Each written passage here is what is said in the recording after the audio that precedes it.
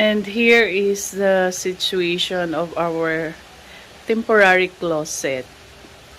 Probably after 2 weeks, I will make a video again on how we will show to you the new organized closet, because this will be what will happen later on. If you notice this one, our vanity. This is our vanity, and this will be our closet. Of course, with cover. The cover is similar to what Ann Curtis have. And may portion din na mirror. Yan siya. Yan siya. Then, after 2 weeks, see you then. After 2 weeks, so yan siya ang situation ngayon. Yan. Ganyan. So, ito yung vanity ko. Here's me. Kagidlay moves. Tapos, I will arrange this one also kasi right now, may mga luggage inside. Here's my vanity.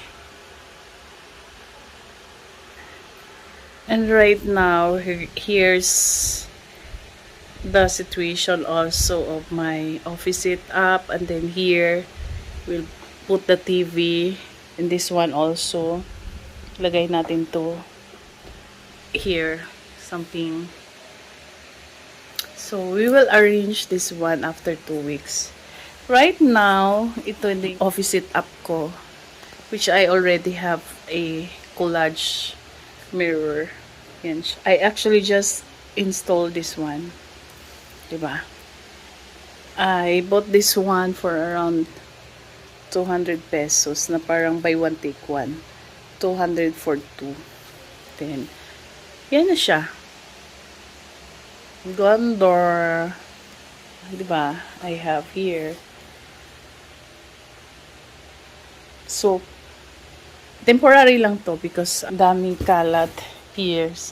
This one are all blankets, curtains, pillows. This one are also curtains. Dito clothes.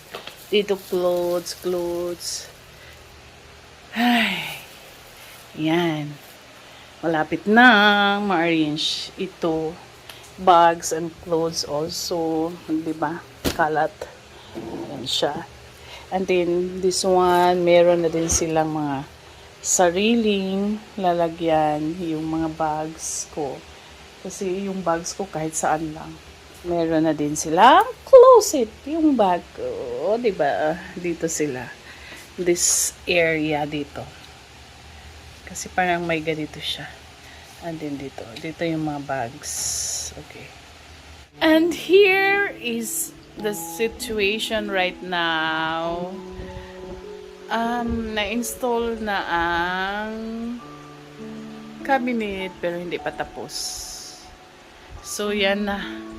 Puro damit. Oh my God. Puro damit na yan siya. At saka doon sa sala. So, after this, we'll arrange na. Tapos na din. Oh, kaya matagal siya. Kasi, I was still thinking kung ano ang design. Now, I'm already fixing my mind. So, ito na siya. Later on, papakita ko pag tapos na.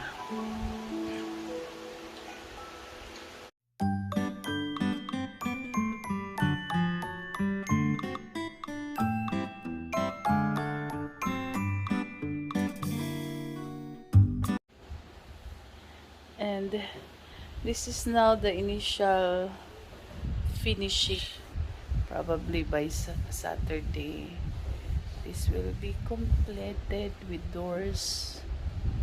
And this is my vanity. This is my closet. And this is where the TV should be. And this is my office setup. Small office setup. Just very small.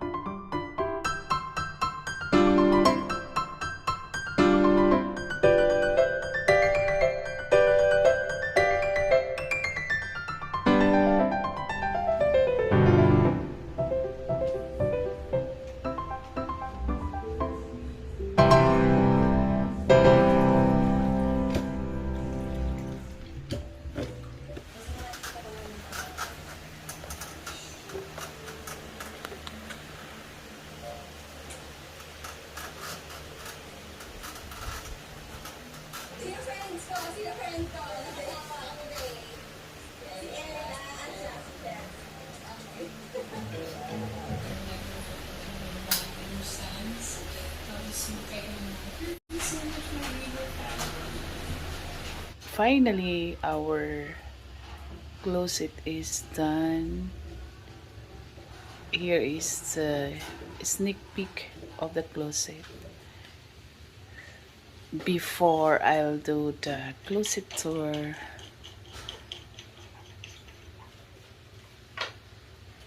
Tick.